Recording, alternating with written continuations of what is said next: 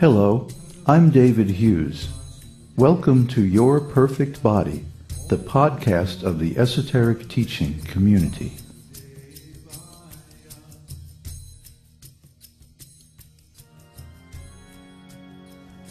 Today's selection is an essay entitled Politics, Envy, and Jealousy.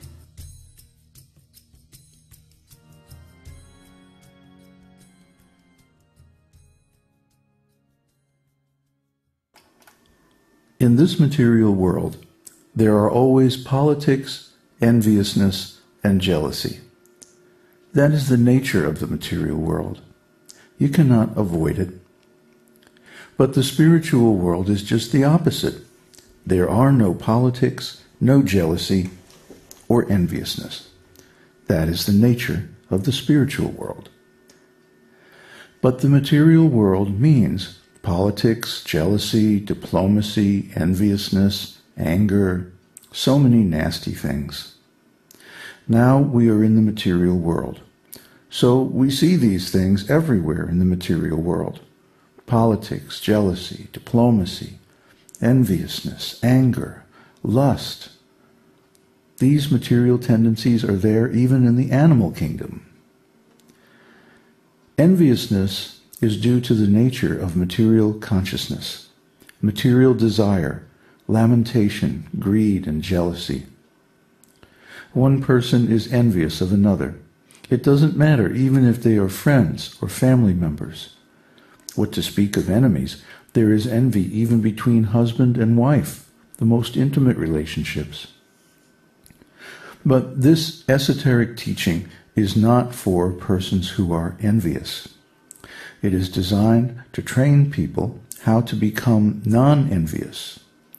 It is a very exalted scientific study of consciousness based on authorized Vedic sources of knowledge. It teaches us not to become envious.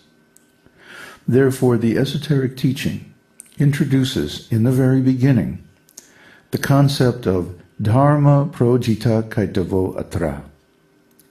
In this esoteric teaching, Kaitava Dharma, or the principle of cheating religion, is completely eradicated, rejected, projita.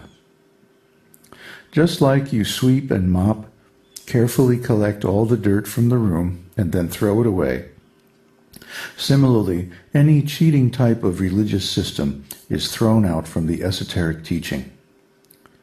This teaching is pure. It is not a sectarian religion or exclusive spiritual teaching. It is for everyone. If there is jealousy or exclusion of anyone, that is not real religion. We should understand jealousy or envy. What is the mechanism of jealousy? Jealousy means that even if you are the rightful owner of something, the jealous person won't allow you to enjoy it. This is jealousy or envy. Try to understand it. Suppose you are the rightful owner of something, and I am saying that you don't own it, I shall own it, or somebody else shall own it. I shall not allow you to enjoy it. This is jealousy. It is separatist, exclusive, unfair, based on envy. So, according to the esoteric teaching, what is the rightful property, the birthright of every living entity? Every spiritual living entity has got the eternal right to live happily and peacefully under the protection of God. God is the universal Father of all living entities, so everyone is equal in the sight of God, and everyone has a right to live peacefully and happily in God's kingdom, which extends eternally everywhere. Similarly, the duty of the government is to give security of life and property to everyone. That is good government. Good government provides security for everyone, not only for the human beings, but even for the animals. This is good government. The government should be equal to everyone, just like God is equal to everyone. The king, or the government head, must be the representative of God. That is because the power of the executive state is derived from the power of God for the protection of his children. So whoever is able to give good protection, security for the life and property of the citizens, he should become the head of the government. The government should manage so nicely that everyone feels happy, thinking that we have got good government. There is no cause of anxiety. We have sufficient food, sufficient protection, sufficient opulence, everything in sufficiency. That is good government. But people who are jealous should not be managing the government. How can jealous people give protection to the citizens? They themselves are jealous, prejudiced, envious. Jealous people cannot give any protection to the citizens. They are simply concerned with their party politics. They have no time to even think how to give nice protection to the citizens. So this is the material person. The materialistic person knows that he is jealous, envious, and sinful. A materialistic person knows that he is doing wrong, but he cannot stop himself. Just like a thief knows that if he commits stealing, he will be arrested and he will be punished. He knows, because he has heard from law books and from other sources, and he has also seen thieves arrested by the police. Yet he goes on stealing. Why? He cannot stop. He cannot change himself, even by experience. So there are two kinds of learning, two kinds of intelligence, by hearing and by seeing directly. One who is most intelligent can learn everything simply by hearing from the right source. That is first-class intelligence. A less intelligent person cannot learn by hearing and must directly experience something before it becomes real to him. And a third-class, unintelligent person does not learn anything even after repeated direct experience. So our process of approaching the esoteric teaching is based on hearing. We are getting experience about the perfect knowledge, the destination of life, simply by hearing from the esoteric teaching. So this process is for the most intelligent persons. In the beginning, it is not possible to experience transcendence directly.